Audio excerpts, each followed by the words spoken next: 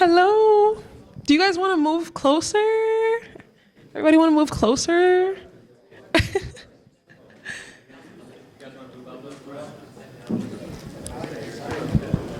Thank you guys for all coming. What a great turnout. But yeah, so my name is Chai Fall. I am the current communications officer for Ratio Christi. Some of you I've seen, some of y'all might know me.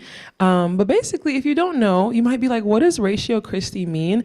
It's Latin for reason for Christ. So basically, in this club, we are devoted to teaching college students and other people in our community how to make a case for Christ, right? How to defend the faith. Because a lot of times conversations come up, Jesus calls us to make disciples, and sometimes we don't know what to say. And so that's what this great club is for. And so we can, prepare ourselves when that does arise. And so tonight we have our guest speaker, Dr. Joseph Bergeron. I have the pleasure of introducing him. He'll just be sharing a couple things about some near-death experiences. He came all the way from Indiana. Give him a round of applause. Yes, and did everyone get a, what is it called? A flyer? A program? Yes, okay, awesome. If you did not get one, definitely ask for one or we'll get you one. There's a QR code that you can scan.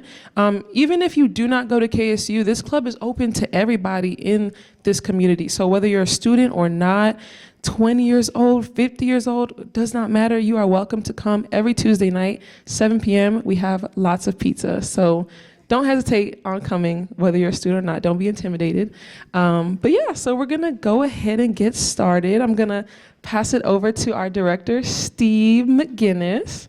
And it was so great talking to you guys. Yeah, round of applause for Chai. So we are just so thankful for Chai and all the officers that help make this group actually work. We're especially thankful for you. You are the reason that we're here, and I'm really glad many of you came out. Especially thankful for the Atlanta Apologists, the new name for Reasons to Believe Atlanta. And because this is being co-sponsored by that group as well. So thankful for everyone from that group. We also have an important thing. If you haven't already found it, the bathrooms are just out past the elevators. So that's really important. You should have received a program, and the QR code on the front is for asking questions. We aren't going to do pass the microphone. We're going to do electronic questions. So you hit that QR code with your iPhone or your Galaxy or whatever you got and enter your question there. That will also be the record of your attendance. If you just want to record your attendance or answer the question that says, I would like to have a copy of this recording sent to me, a link to the recording, then you can also use that same QR code and check the little box that says, I want a copy. So that's it's important. I'm not going to tell you to turn off your phones because you're going to need your phones. Anything else here?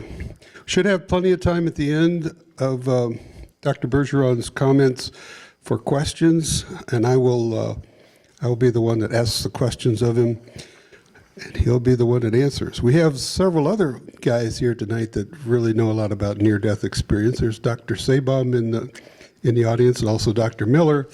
They're very versed in this, so I'm thinking they'll ask the hardest questions.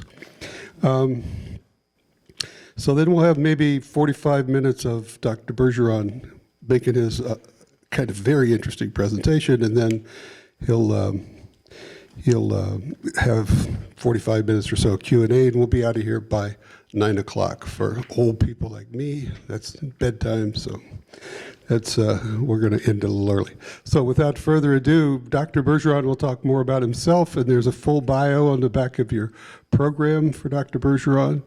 But he's with the VA in the Veterans Administration in Indiana. He's got a lot of experience with trying to put soldiers back together, and he'll tell you the rest of the story. Dr. Bergeron. Thank you, Steve, and thank you to all of you who took time out of your day to spend an hour with me, or hour and a half, or however long we can. Let me see if I can. Here we go. I'm a specialist in physical medicine and rehabilitation, which people in my specialty do a lot of different things.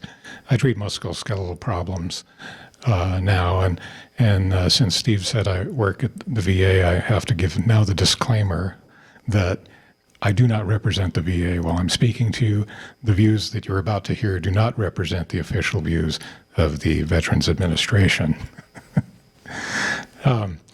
I'm going to talk to you about near-death experiences and focus a lot about people that I've met and people that have told me near-death experiences. And it's just kind of a strange thing, because it really doesn't matter what specialty I'm in. I just have encountered these people in the course of some decades of work now. And so that's what I'm going to talk about.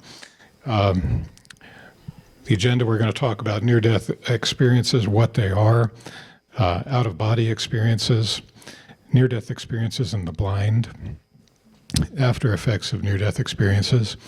I'm going to talk to you about two people that when I was in my early 20s knew, and it's by some peculiarity that I'm standing here today talking to you about them now. They were famous in their time, but they are largely forgotten now. One is Betty Baxter and one is Thomas Welch. Betty went to heaven, Thomas went the other direction. And then I'm going to talk about the death experience from a Christian perspective. What are near-death experiences? Well, they're vivid experiences from people that have been to the brink of death. And the prevalence in some studies, this is 4%. It's an often cited Gallup study. So that's an awful lot of people. And I've known, I think, about 8 people that have described near-death experiences to me. In fact, a couple weeks ago, I had a patient, we're just talking, and I hadn't seen him in a long time. He had been in the hospital. His stomach was bleeding, and they were having a hard time stopping it. And they had to scope him and cauterize his stomach and so forth to get it to stop. But he ended up in the ICU for about 5 days. And he's telling me this story that, like, everything kind of faded away, and like a window opened up, and he saw Jesus standing next to his mother. And then the window closed up, and he lived to come tell me about it.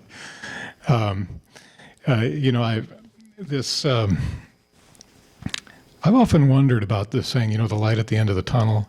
I've tried to figure out, I've done a little bit of search to try to find out where that saying came from. This picture's from Hieronymus Bosch, 1505, and how did he know to paint that picture? Isn't that peculiar? It's really strange that I have had 2 people tell me the exact same story. One of them was, how long ago was it? Probably, about 40 years ago. This fellow's telling me that I saw him in the ICU, and he was really sick, and I came back a few days later, didn't hardly recognize him. He was smiling and happy, and he was telling me that he went through a tunnel and came out to a lighted area and saw his mother, and then waved at his mother and came back down. And he said he'd gone to church when he was a kid, but wasn't a religious person. But his whole demeanor changed. He was very different looking after that.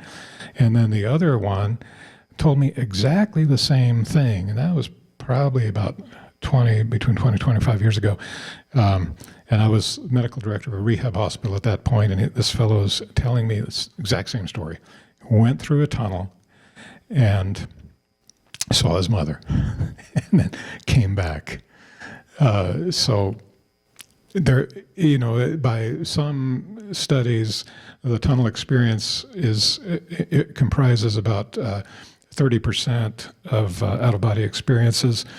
And so I just wonder if that's where that saying came from. I couldn't find a source on it, but it strikes me odd that he would paint that picture so many centuries ago. People must have been saying those kind of stories for a long, long time. The descriptions that people tell the positive descriptions are like feeling peace, an altered sense of time, surrounded by light, life review, meeting friends and relatives. And whenever I meet somebody that's been close to death, I always ask them, because I've developed the habit, because people are sometimes reluctant to tell those kind of things, particularly to a doctor. So I always ask, and I've heard these kind of things. Well, I saw my relatives, one lady told me. They have lucid consciousness. And the people that go through these experiences have lifelong changes in their personality and priorities and so forth.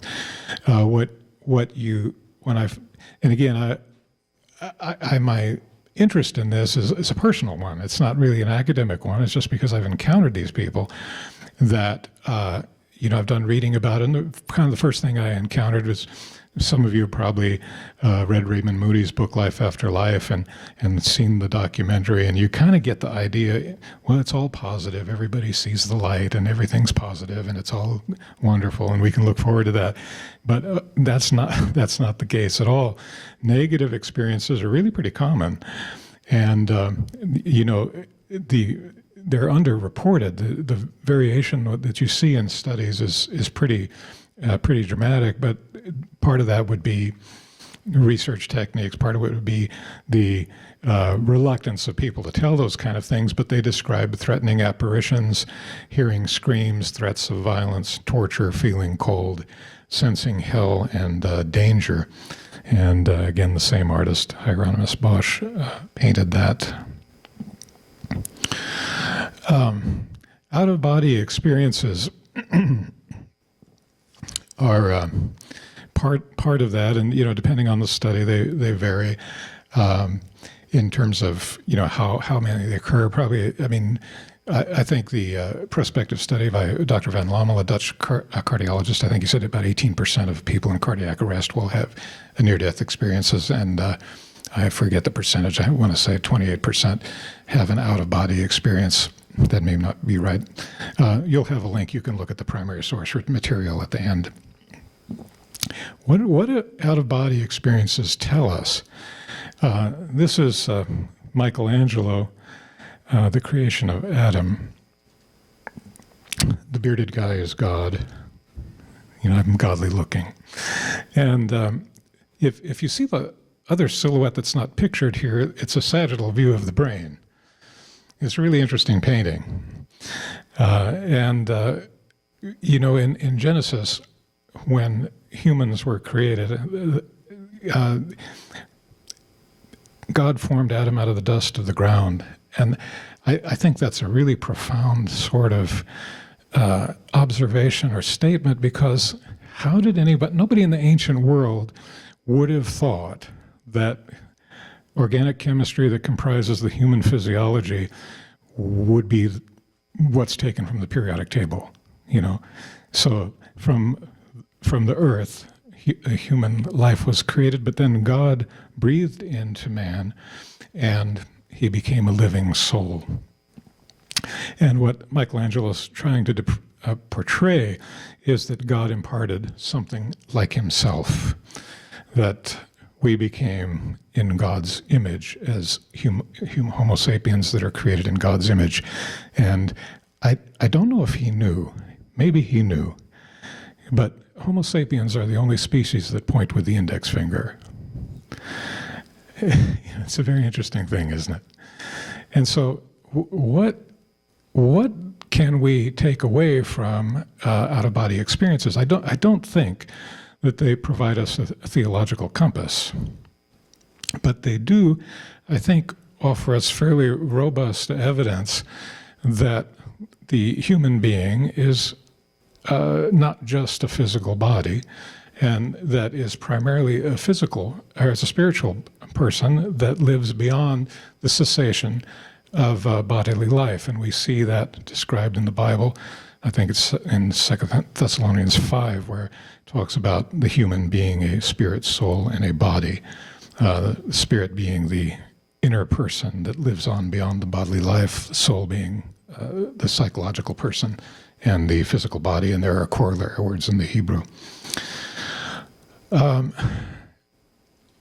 Clear sensorium. This is from the Dutch cardiologist Pim van Lommel. He was a cardiologist and NDE researcher. He said, how can extremely lucid consciousness be experienced outside the body at a time when the brain has a transient loss of all function during a period of clinical death, even with a flat EEG, an electrocephalogram? There is no electrical activity in the brain, yet people will describe very vivid sorts of things. I was standing in the room, I saw them working on me, or I was down the hall hearing them talk about me and who's going to get the money and those kind of conversations, and people will come back and describe those things. And you may know that people that seek to provide a naturalistic explanation for these experiences, they really kind of comprise speculative sorts of descriptions that I don't think you can really study scientifically, but I would call it the sick brain hypothesis, that it's the results of cerebral anoxia, and that people have these things as part of that sick brain transition. But it seems very counterintuitive to me, particularly having been in various aspects of healthcare where you see people that actually do have a sick brain, where they're not, conscious or have impaired consciousness in some ways, that they would be able to describe something with clear lucidity, even beyond what would be expected in natural life. So it's kind of counterintuitive, and I don't see any of those arguments really being very compelling. Dr. Van Lommel said, no one physiological or psychological model by itself could explain all the common features of a near-death experience. The paradoxical occurrence of a heightened lucid awareness and logical thought processes during a period of impaired cerebral perfusion raises particular perplexing questions for current understanding of consciousness as it relates to the brain function. A clear sensorium and complex perceptual processes during a period of apparent clinical death change the concept that consciousness is localized exclusively in the brain. And when I read his, I haven't read all of his stuff, I read some of his stuff, he doesn't make a plea for Christianity. It's really more about he's struggling to deal with this kind of information, to my reading. Bruce Grayson's an American psychiatrist and near-death researcher. He said basically the same thing. These features and the occurrences of heightened mental function when the brain is severely impaired, such as under general anesthesia and in cardiac arrest, challenge the common assumption in neuroscience that consciousness is solely the product of brain processes, or that the mind is merely the subjective concomitant of neurological events. We have to introduce some intrigue. The case of the missing dentures. This is Dr. Van Lommel. I think this one really kind of motivated him, his curiosity. 44-year-old man came into the emergency department. He was in a coma. They worked on him for an hour and a half, resuscitating him. Then they transferred him to the cardiac care unit. He was comatose for a week after that. And then when he became conscious and Dr. Van Lommel was rounding in the hospital, this fellow says to him, "Oh, that nurse knows where my dentures are." And the patient, he described having an out-of-body experience, that he was in the room, he saw Dr. Van Lommel take the teeth out, he described the people that were working there, and he said, "Yes, you were there when I was brought into the hospital and you took my dentures out of my mouth and put them into the cart. It had all these bottles on it and there was a sliding drawer underneath and there you put my teeth." And then he said that he was afraid that they would stop doing CPR, and he tried to contact them to tell them, no, I'm still alive, don't stop. But he wasn't able to contact them because it's the physical body that we contact this world with. If you don't have that, you can't contact the world, the physical world. So anyway, the patient did recover, and he was released from the hospital a month later in good health. So I would just tell you, some of you want to go into medicine, most people that go into codes and CPR don't survive. It's not like what you see on TV. Most of them don't end well. In the number that I've been involved with, it's not a lot, but I have been involved in those kind of events. I don't recall anyone surviving it. Some more intrigue. The case of the missing shoe.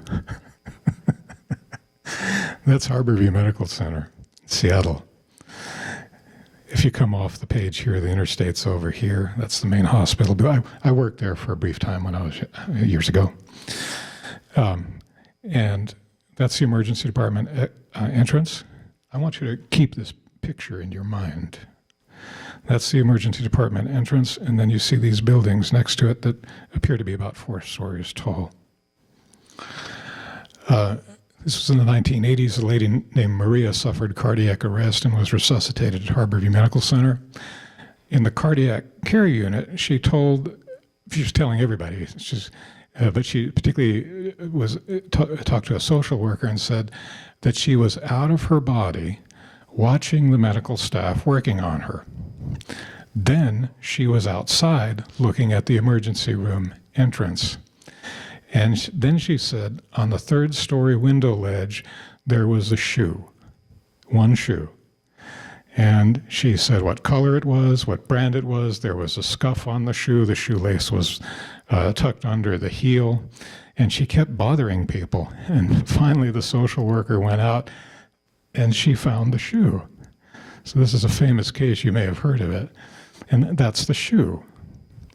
The BBC actually did a documentary on that. That's a still from the documentary that they found that shoe. See, you can't really explain. You saw the picture. There's nothing around. She couldn't have possibly seen it. She couldn't have possibly seen it and to describe it in that level of detail, that can't be explained by the sick brain hypothesis. Near-death experiences in the blind are interesting. Ring and Cooper are researchers among the blind, and they said, as a whole, our interviews with near-death experiencers and out-of-body experiences offers abundant testimony that reports of visual perception among the blind are common, that their impressions concern both things of this world and otherworldly domains, and that they are often clear and detailed, even in narratives furnished by those who have been blind from birth. I came across this case of a young girl named Marta who was blind and wandered into a lake and drowned. And she said, I slowly breathed in water and became unconscious. A beautiful lady dressed in bright white pulled me out. The lady looked into my eyes and asked me what I wanted. I was unable to think of anything till it occurred to me to travel around the lake. As I did so, I saw detail that I would not have seen in real life. I could go anywhere, even to the tops of trees, simply by intending to go there. I was legally blind. For the first time, I was able to see leaves on trees, birds' feathers, birds' eyes, details on telephone poles, and what was in people's backyards. I was seeing far better than 20/20 vision. These people experience lifelong after effects. Dr. Van Lebbel did 2 and 8 year follow-up studies, and he described this. He said, we saw in them greater interest in spirituality and questions about the purpose of life, as well as a greater acceptance of love, love of and love for oneself and others. The conversations also revealed that they had acquired enhanced intuitive feelings after a near-death experience, along with a strong sense of connectedness with others and with nature. Bruce Grayson, the American psychiatrist, he said, did follow up, and he developed a research questionnaire that he followed these people with. And at 20 0.5 years, over 20 years, he found no statistical difference among the experiencers and how they responded to the questionnaire. He said respondents reported increases after their near-death experiences in their appreciation for death, appreciation for life, spirituality, concerns for others, quest for meaning and a sense of purpose, self-acceptance, religiosity, and a concern for social and planetary issues, and decreases in their concern for worldly achievement.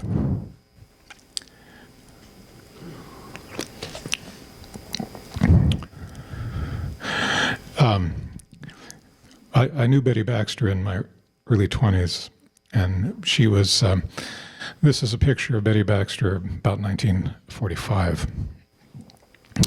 She was, some of you gray-haired people might remember her. I don't know. She was quite famous in her time. She was she had multiple medical conditions. She had congenital scoliosis. When she reached adolescence, if the spine bones, if they don't completely separate, that's called segmentation failure of the spine. And when the adolescent hits the growth spurt, their spine will kind of twist like an accordion. That's what happened to her, and there's spinal cord abnormalities that occur with that. But she had had extensive medical evaluation, as was available in that time, and there was nothing to offer. And for age 11 to 15, she was only in her bedroom. She was so deformed that her spine was so twisted that if she got into a chair, her spine would twist and her head sat on her knees looking to the left. She had many conditions, dilated cardiomyopathy, spinal cord abnormalities, clubfoot, lots of things. And she wasn't expected to live. And Fairmount, Minnesota is where she lived. It's a town of about 7,000 people in that time. Everybody knew. People came to give their respects when she was dying. But she and her mother had a really bulldog kind of faith. They prayed. And you can get the whole story. With the help of her daughter, I republished her story. You can get it on Amazon. Kindle's 99 cents. I don't make any money on these things. Jesus came to her house on August 24th, 1941, and in an instant her body snapped out and straightened out, and she became completely healed. She, that week, started speaking, telling people what had happened, and spoke to large crowds from an early age, spoke to over 1 million people in person, some estimate, and was on all media. So there'll be a link to her website. At the end, I've posted some videos, you can go see her tell her story. She had 2 near-death experiences. That's what I want to tell you about. And here I'm going to read her words to you because I can't tell it the way she could tell it. One morning I was lying in bed and I was bent over. A great tugging feeling started in my chest and something tore from my chest and went through the side of the bedroom on up, higher, way up in the clouds above the house. I looked back. I saw lying on the bed in the room my crippled, ugly, deformed body. As I went up higher in the clouds, Jesus met me in the clouds, took me by the hand, and we went up.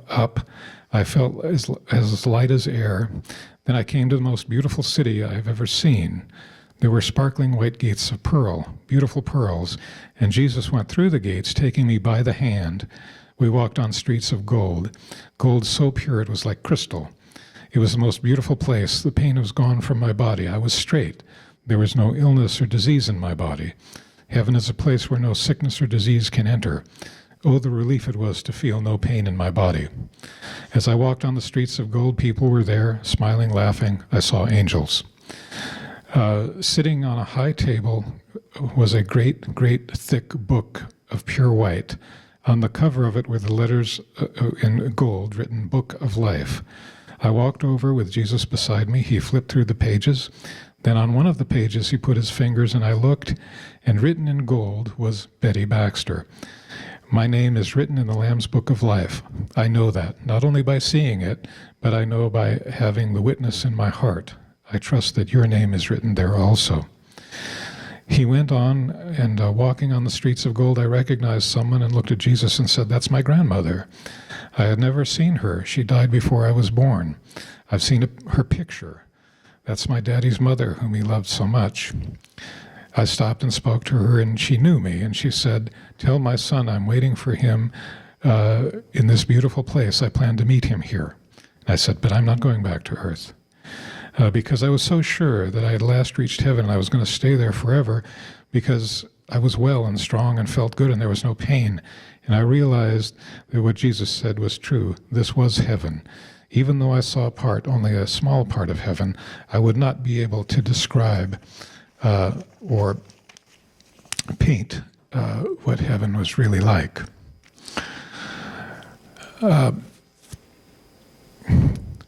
That's moving to me. That's because I knew her, and she was really an unusual person. So go to the link and watch her tell her story. But I knew somebody that went to hell also.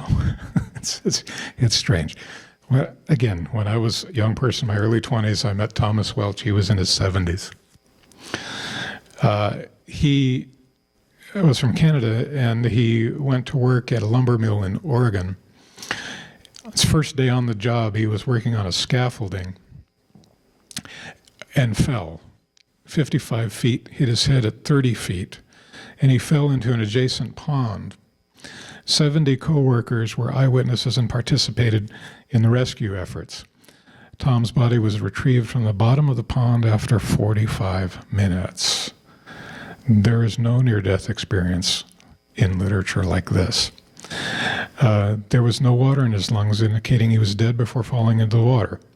Tom came back to life in answer to prayer at the scene. He was taken to the Good Samaritan Hospital in Portland. He was not expected to live. That's the lumber mill. They had what he called flume. A flume, it looks like an aqueduct type of system where they would transport the logs. And so he climbed up there, and the lumber mill was run by steam engines, and then the lake on the other side of the scaffolding had the water that fed the steam engine. So that's where he fell, off onto the other side. That's Bridalveil, Oregon. It's kind of a ghost town now. It's abandoned, but 100 years ago they had a big lumber industry there. I want to talk briefly about the death experience from a Christian perspective. In the Bible, it says it's appointed to a person to die, and then after that, the judgment. And that seems to indicate that when death occurs, the door closes. You can't really change things. And like Thomas Welch said, you don't even think you can. That passes through your thinking. And I don't want to leave anyone with the impression that the Christian message is about hell, because Jesus said hell was created for the devil and his angels, not for any human being, not for any Homo sapien. And the sad reality is that while we've been here talking, people have died and have gone into eternity without God. It's a sad thing to contemplate. But the default human position is estranged from God, because we're fallen creatures. And I want to read to you a verse from the Bible. You may know it. It's the most famous verse in the Bible, where Jesus spoke in John chapter 3. He said, "For God so loved the world, he gave his only begotten Son," that's Jesus speaking about himself, "that whoever believes in him should not perish, but have everlasting life. For God did not send his Son to the world to condemn the world, but that the world through him might be saved. And he who believes in him is not condemned, but he who does not believe is condemned already, because he's not believed in the name of the only begotten Son of God. And this is the condemnation, that light came to the world, and men loved darkness rather than light." And so really the Christian message is not come to Jesus or you're going to go to hell. Even though I believe that's a true statement, I think Thomas Welch would tell you that's a true statement. Something that he thought about vividly every day. He said to him it was more real than any life experience he had. But the Christian message is God's not mad at you. God was in Christ, the Christian message is this: God was in Christ reconciling the world to himself, not counting their trespasses against them, and he's given us the message of reconciliation. Therefore, we are ambassadors. If you're a Christian, you're an ambassador for Christ. And as though God were making his plea through us, we plead with you on Christ's behalf, be reconciled to God. God made the one who did not know sin, that's Jesus, to be sin for us, so that in him we would become the righteousness of God. And that's a transaction that I think we can say, well, okay, Jesus was punished for us, and we can maybe kind of understand that. I don't think, we can talk about it, I don't think we can understand what it meant for the righteous God to become sin incarnate so that we could become righteousness on his behalf. That's beyond our understanding, at least to me it is. But that's the Christian. The Christian message is God is not mad at you.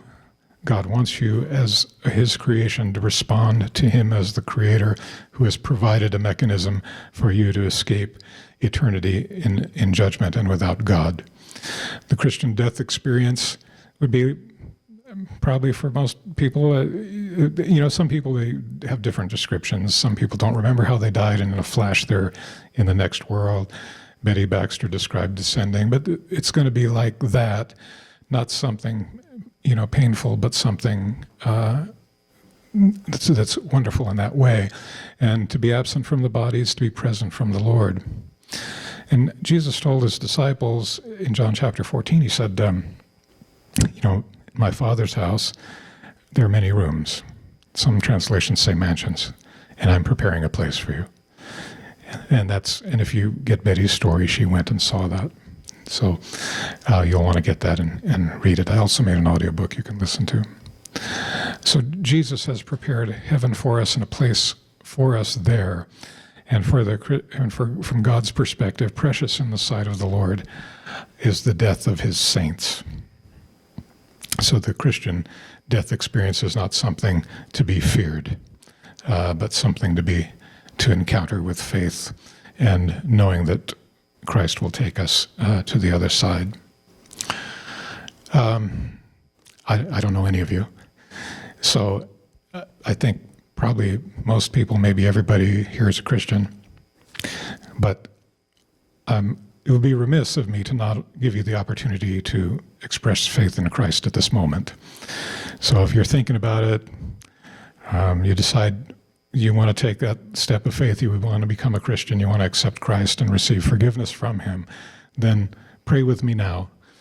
And with your eyes closed, your eyes open, I don't care, but pray with me and say something to this effect. Jesus, I say yes to you. The best I know how, I give you my life. Forgive me, I repent. I believe you died for me and rose from the dead. Thank you for forgiving me. I set my face to serve you in this life and to meet you in heaven on my last day. So with that, I'll close. And that's a link to my website. So you can read blogs and interviews or different things that I've done. I've made a website for Betty, and so there's links there's only 3, I think, video recordings of her telling her story. You can go there and listen to it. There's no recordings of Thomas Welch, but I put his story back, and his story had been out of print for decades, and I got permission to reprint it, so it's now available on Amazon. The Kindle's 99 cents. I made an audiobook version. You can listen to it. And then I put an article there about near-death experiences. So if you want to look at some of the primary source material that I was referring to or used as the basis of this talk, you can look there. And but with that, I'm going to stop, and I'm going to let Steve manage the questions. I would just mention that nobody has entered a question. Some of you have entered your attendance, but no one's entered a question. So I don't have any I only have one from my wife. But since we're such a Said he just sent one. okay. Garrett, thank you. So we'll see what Garrett did here, and I'll read that. Oh, here we go. All right. Garrett, who's a student at KSU and also a member of Ratio Christi, asks, why would the forgiveness of God end after we die?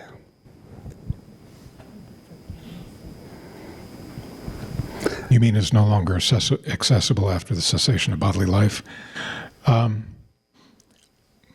I can't answer that except to say that that's what the scriptures teach.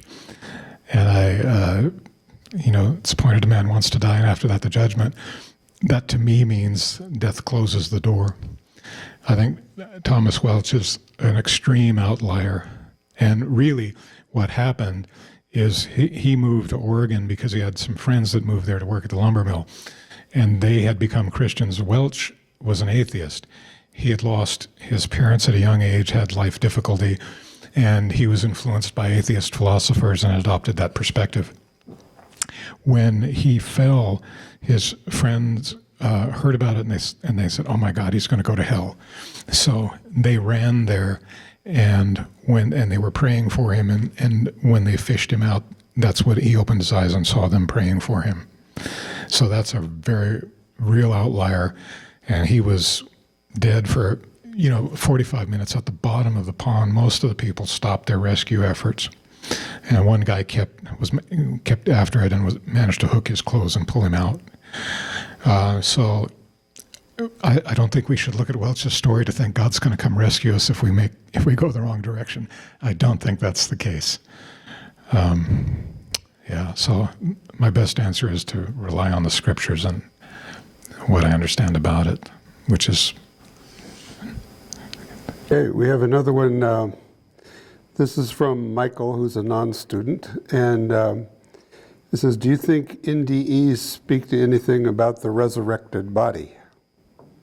No, I don't. I think it's an overreach to put a lot of theological emphasis on there, to me, and I'm sure there's just different opinions. And reasonable people can disagree, and if two people agree, that's called redundance, right? So, but I don't think so. And part of it, when we look at scientific study, we have to look at everything, and we cannot exclude anything. And we can acknowledge that people in different cultures and different faith traditions have different kinds of near-death experiences. Some of them might see a Hindu apparition that tells them it's time to go back or something like that. And so I think to put a lot of theological emphasis on what near-death experiences tell us is an overreach. I don't think we should do that. They're not a theological compass. What they are fleeting experiences of people that brush with death. So we can't ignore that and make a sweeping theological interpretation of them. I think what I think it says is that it's robust evidence that human beings are spirit beings, and that we possess a soul, the psychological component, we live in a body, but it's the spiritual component that lives on after the cessation of bodily life. That's kind of a really basic notion from a theological point. I think it's abundantly attested to in the Bible, but to draw other theological conclusions, to me, is an overreach. And again, the importance of Thomas Welch's story is because it's a very much of an outlier. You will not find another case of somebody that's been dead, verifiably dead for 45 minutes. He's in the water. There's no water in his lungs. He didn't drown. He's underwater for 45 minutes, under 10 feet of water, and they pull him out. That by itself is a miracle that he even survived. Because I don't know if you can understand, when at the cessation of life, there is a cascade of biochemical events that occur very rapidly in the state of shock, where there's decreased blood perfusion of vital organs. And somebody that has proceeded. There's a threshold where people can progress, and so I'm not trying to give you a medical lecture, but there's a threshold that people pass in traumatic hemorrhagic shock where even if you take them, put them in an ICU, which they wouldn't have had great technology in 1924, you put them in ICU, correct all their vital signs, correct all their chemistries, they're still going to die anyway, because the insult to human chemistry there's a threshold. And here you have somebody that's verifiably clinically dead for 45 minutes. He said closer to an hour. There isn't any case like that. The fact that he survived at all is as much of a miracle as his story is. So I don't remember what the question was. Did I get off I topic? think you answered it. But we have another question here from Harrison, who's a student here at KSU, and he actually has two questions. I'm just going to do one of them. What was the most horrifying NDE you've ever heard of? And I think this might be you. Yeah. Could you tell more about what he experienced while he was gone? I read most of what is an excerpt from his story. That's what he experienced. He described, and I was able to meet with him, and I had lunch with him. I was 21 or something. He was in his 70s, and you could see the waves like rolling and stuff, but it was fire. It was just a horrible thing. That, as he said, his memory of that is more vivid than any life experience that he had. This is a question for me that I entered. Do people that have that horrible experience, do they tend to repent, turn their life around, go another direction? He's the only one that I've known personally, and he was an evangelist for the rest of his life. And so, yeah, he was well known in his time. But in a broad sense, near-death experiences do create a lifelong change. And so I think whoever has one, even the positive ones, I think people come away with that with a very different perspective. The other half of Harrison's question was, what's the most beautiful NDE you've ever heard of? I guess I would say Betty's, because a lot of the ones that I've heard are kind of really transient. The tunnel, the light. I saw some friends and relatives and different things like that. Betty gives a very kind of detailed description. You can hear her tell and get the book and read about it in more detail. But she talked about, just different things. I read part of it, but going to where the marriage supper of the Lamb is going to be, seeing the table. She goes into quite a lot of detail description. And so that's a really profound story. I have one more question from Janet, who is is a student, but maybe not here. How do you know Welch went to hell? What's the rest of his story? What did he say and to make you believe he went to hell? Well, I would have no reason. He was an atheist and he died. And if you take a Christian perspective, as what I read to you, the word of Jesus, if you take that position, you ambivalent about Jesus, reject Jesus, by default, the default position is you are going into eternity without God. And I would have no reason from a theological perspective to doubt what he said. And he was dead. So I don't have any compelling reason to question what he said. There's a related challenging question from Ben, who's a student here. So based on what you said, with death being the final step before being sent to heaven or hell, would that mean that those who have experienced death and hell but have been resuscitated are permanently inclined in that direction? And I haven't personally known anybody like that, but the people that do have, I remember hearing one story of a fellow being resuscitating and telling the doctor that he's in hell, please don't stop. But so that kind of person, they will, and that doctor, he wasn't a religious person either, but he prayed with him, and the fellow relaxed, and survived. But so I think that it inspires a dramatic lifelong change. But again, I haven't known anyone personally other than Thomas Welch who described a hell experience to me. Okay, this is from Caden, a student. Did the doctors have an explanation for Betty or Thomas's experience? Near-death experience? No. Neither one of them were expected to live. Thomas Welch was he had a skull fracture. He went to the hospital. They stitched him up, and he prayed, and God healed him in the hospital, if you believe in that. And he got up and sneaked out the side door before anyone could see him. Went to his friend's house and took a razor blade and cut the stitches out of his head. And then he went back to work. As a person who's treated work injuries, I admire that. On Monday he dies, on Saturday he's back to work.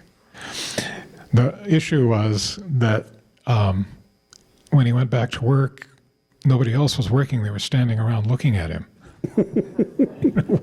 What are you doing here?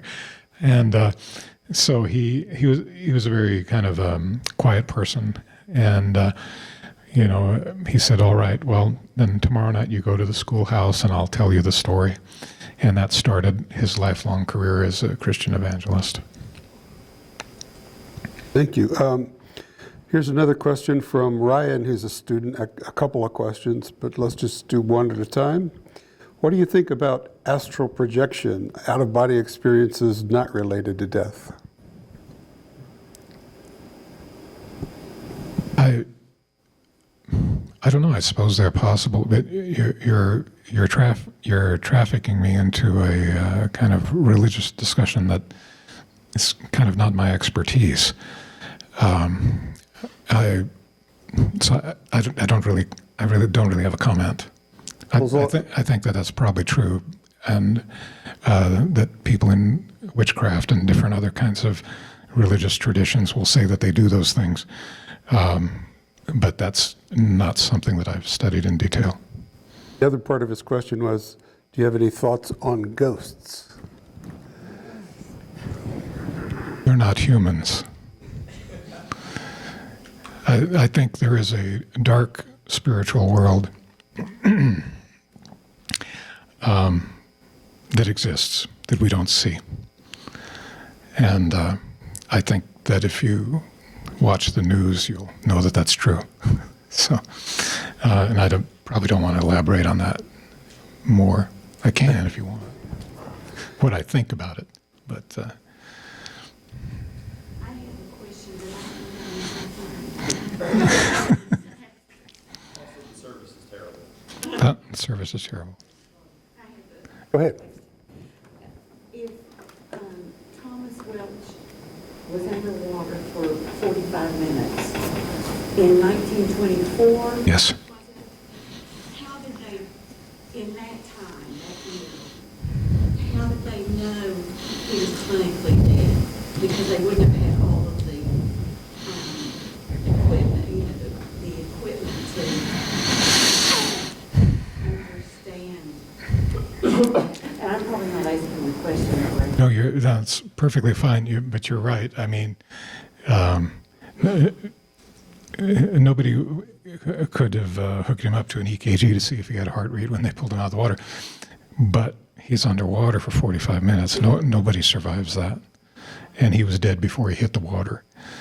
And I would just tell you that, well, I've had to pronounce people dead. Every doctor does. It's not. I think there's certification things you have to have now, but I think you said previously he didn't have any water in his lungs, so yes. That was the proof that he was dead Before he hit the water. Yeah. He didn't drown. Thank you. I'm Sorry. I don't doubt you. Here's an interesting one. This is from Janet. can you, a non-student, can you relate an NDE story by a Muslim or a Hindu? I know they exist, and that's what I said, and I'm not off the top of my head, and not anybody that I've known personally. Although I've had friends of every major religion, I've not heard anything like that. But there are near-death experiences from people of other faith traditions, and we can't, in science, we don't exclude any data, even if it doesn't fit with our favorite opinion. So we have to look at that and say, what does that mean? What does the near-death experience mean? And be careful that we don't overreach our conclusions about it. And that's what I said earlier. I don't view it as something from which we can draw theological conclusions. It's not a religious compass, in my view. But I think it does offer a robust experience of a human spirit that lives beyond the human body. This, He has a question. go ahead. Yeah. I'd like to ask you a question. Loud. Outside of Christian realm and Christian thinking, have you read experiences in countries where Christianity is not practiced, near-death experiences among people who are either not affiliated with a religion or not religious at all, perhaps Hindus? Yes. Yes, they do exist. And they do describe different experiences where, as I said a little bit earlier, they may see a Hindu apparition that tells them it's not their time or you're the wrong person, you need to go back, and so forth. So if you go to Welch's website, I put an article there that has some source material you can do a deep dive on, and there's a lot of material out there like that. But yes, there are people that describe near-death experiences in different faith traditions and in different cultures, and they're different. And they may fit with their culture and their beliefs. That's why I say we must be careful not to overreach on what we think about these things. We should not view them as a religious compass, because what they are just fleeting experiences that people have a brush with death. We can't view them as something that describes a theological imperative or something, a doctrine. We shouldn't overread it that way. I do think that it offers robust evidence that the human being is a spirit being, which the Bible attests to from the book of Genesis and onward. But to draw conclusions about religion, that I think is beyond what we should do. And yes, there are people that do describe those things. I've read those things. I have not met anyone that has described it to me from another faith tradition. They have discussed what nirvana was to them, what entity Oh.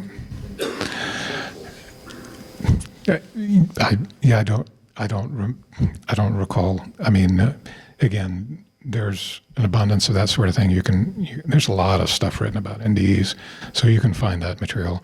And then, and again, I put an article on Welch's website and put reference source material for the things that I've talked about. Ready for another one? Or So this is Paul, my co-director of Ratio Christi. Do you have any personal experiences, stories that you've been there when they were having an NDE in a hospital setting? not when I was, I think, no. Not when I was personally present at the moment of their NDE. I don't have any experience like that. I have participated in codes, and I told you earlier that I haven't seen anyone survive that. It's not like TV. Most people don't survive.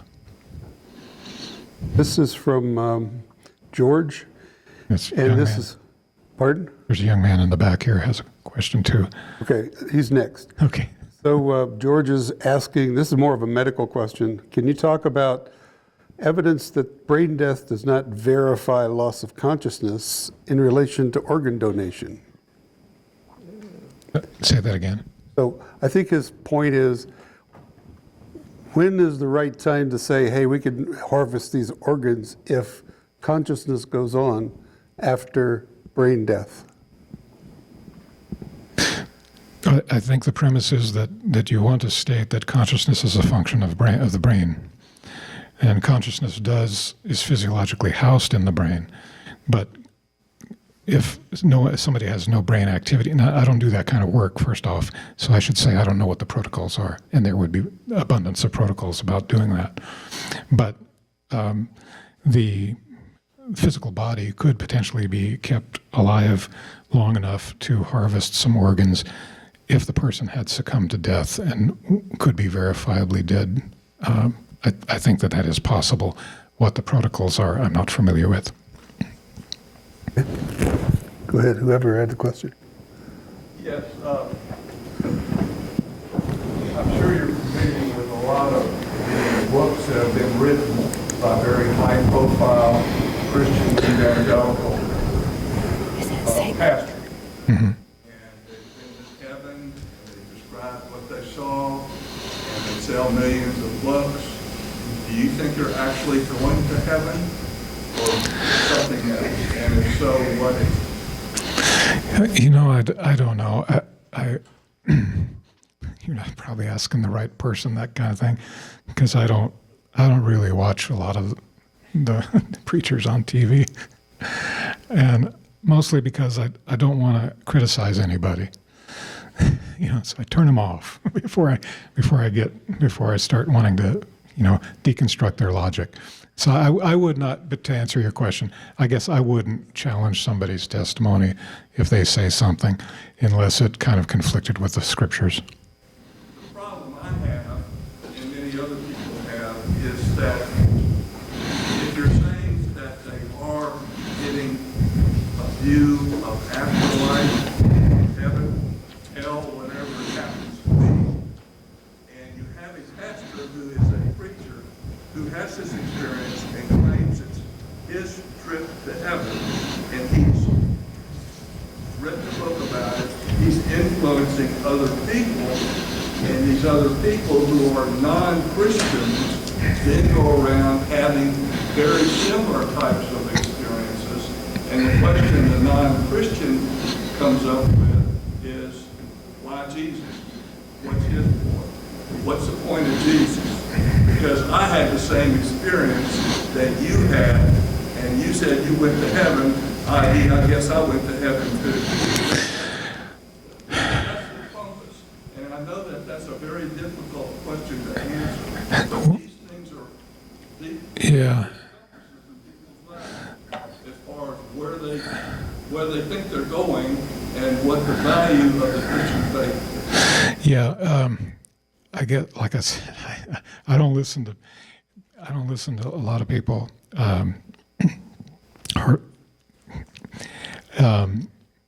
I guess I would say I've heard people that told heaven stories that I didn't think were probably true.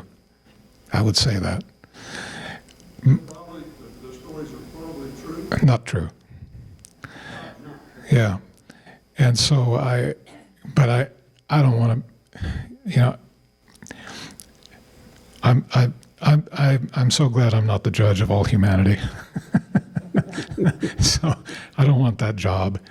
And again, when I see something like that, I turn it off because I don't want to get angry. So yeah, and I can understand your point. It's an important one. And I think that's why Welch's story is an important one also.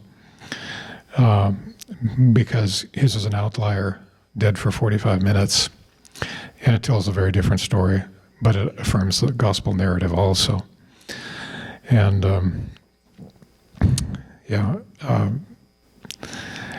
This is related. Have you been told stories that people wanted you to tell their story and you have decided, no, I'm not going to tell that story because I don't believe it? No, nothing like that. But I just, in healthcare, I don't talk about anything people tell me. Not a thing. Personal healthcare is a very private thing. I don't even talk to a physician in the hallway where somebody else can overhear. So, I mean, if a patient tells me a story, I'm not going to disclose that information. Certainly with any personal identifiers. I mean, I told you the stories of those two fellows that had the same thing, but those are decades ago and decades apart from each other. So, but are you asking if someone was seeking self-promotion and for me to verify their story? I wouldn't do that anyway. This question is from Jacob, and I don't understand this question, but perhaps you will. What is your opinion towards theories that connect NDEs to the release of DMT at the point of death? DMT. I don't know what DMT is. Where are you, Jacob? What? It's like psychedelic. Yes, It's a chemical Dimethyltryptamine? like that, and it's something that people have connected to, like saying like ND could be that. But if you haven't had any studies on that or anything, then No, and like I said at the beginning, my opinion is that those kinds of sick brain hypotheses, in whatever form they may be, are highly speculative and something that you would not be able to study with the scientific method. They're speculative, I think. Yes, sir. I think that's a very good question, and I think that the way I answer that, it may not be the only way, is with the retort that if you can show that an out-of-body experience is visualizing something that's out of view of the person lying on the stretcher getting resuscitated and is unconscious in near death during the resuscitation, and they can tell you what's going on somewhere else, and you can then later go back and show that that actually happened, and there was no other way they could have known about it unless they had actually seen it, then that's pretty good proof. Yes. That's not a drug in the brain that caused Yes, absolutely. something else. And what that thing is, what I think it is the soul leaving the body at the time of the dying. Yes. I agree with you, yeah. And certainly there are hallucinogenic drugs or whatever that can induce altered states of consciousness. That's certainly true. But to try to say that that is equivalent or correlates to a near-death experience, I think that's a rough stretch.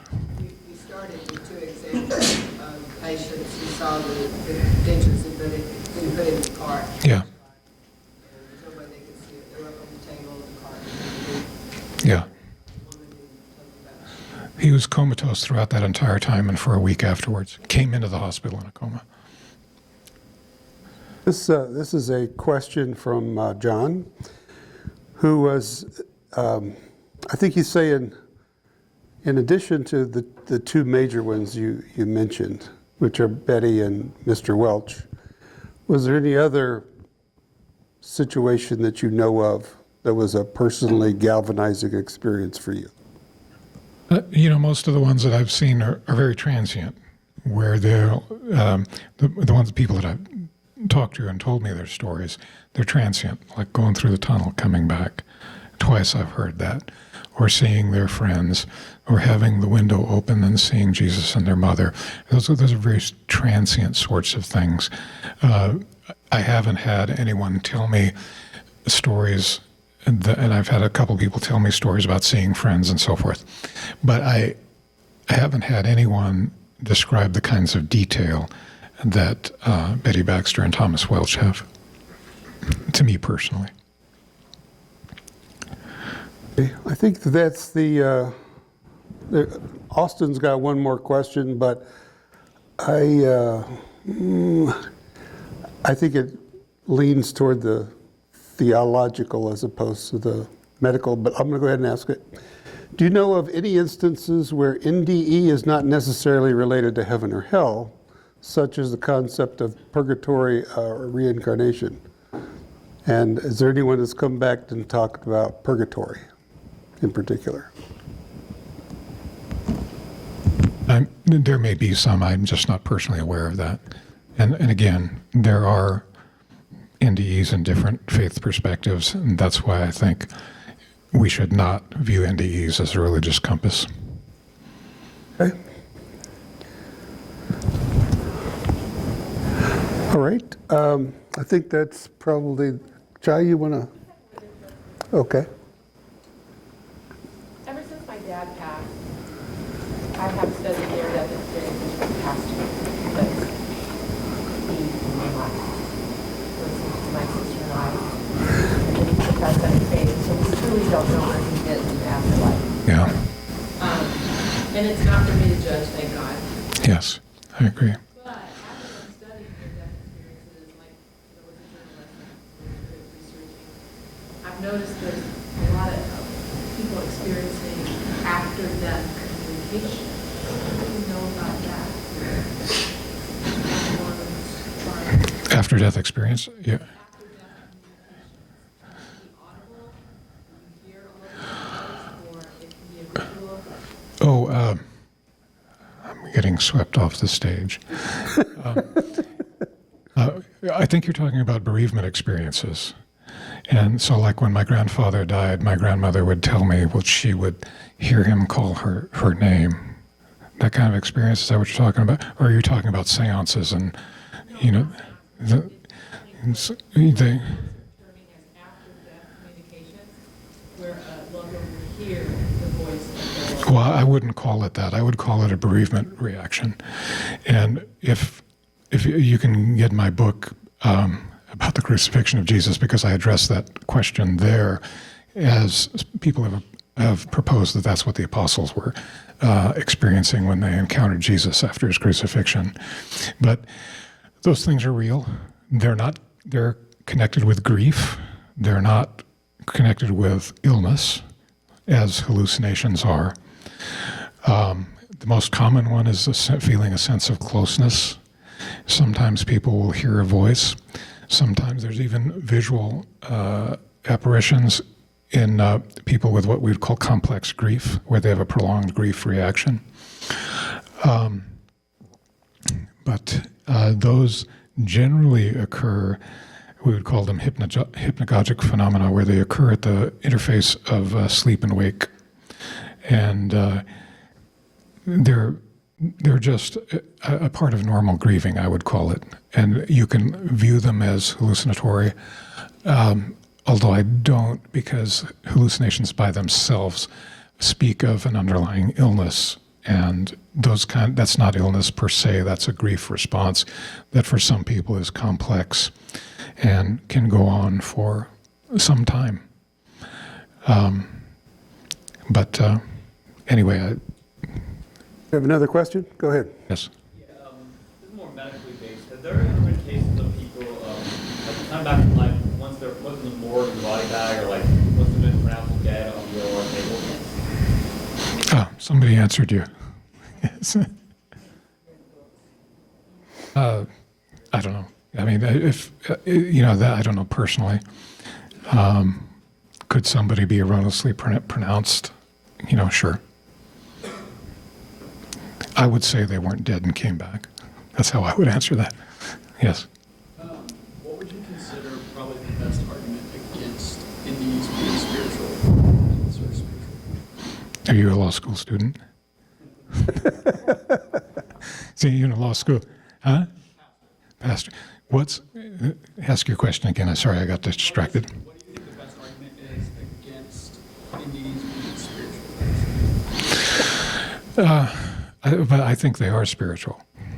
And I don't think, as the gentleman with the white hair said, I don't think you can really offer an alternative explanation for that. In law school, they ask you to try someone, get them convicted, and then provide a defense for them. And so I've got these kind of questions from law school students. That's why I asked you. But to me, I don't think, because if you're going to look over and you're going to try to adopt a naturalistic explanation, some sort of sick brain phenomena, some sort of drug-induced phenomena, cerebral anoxia, something like that, those become very difficult to correlate. I mean, they just don't explain the vivid nature of some of these near-death experiences, as the gentleman said, of someone who's clinically dead, but he's, as the woman with the shoe, she's outside and she sees something she couldn't possibly have seen in extreme detail, and somebody went and found it. You can't really explain that, I don't think, in a way other than her spirit left her body for that few moments. Let me just mention one thing. If you have other questions, we are going to dedicate our Tuesday night meeting of Ratio Christi to a more, a second round, if you will, of questions about this. And the guy answering the questions is here tonight, Dr. Steve Miller. He's also a researcher in this area. He's a philosophy professor, right, here at KSU? I'm officially a professor of philosophy, but I teach intro to religion and a death, dying, and afterlife class. Okay, so might want to take his class, but also you might want to come next Tuesday. You can pick up a little orange flyer as information about when we meet, and we're going to hit another round of questions on this exact same subject next Tuesday. Chai?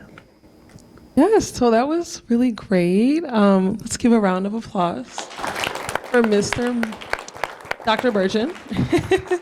Did you guys enjoy that? Is everyone going to go home and like research NDEs? Yeah? Okay, cool. Well, I think the moral of the story here is seek Jesus while you still have the free will to do it. Many of you might have questions. Maybe there are unbelievers in the room. I'm not sure.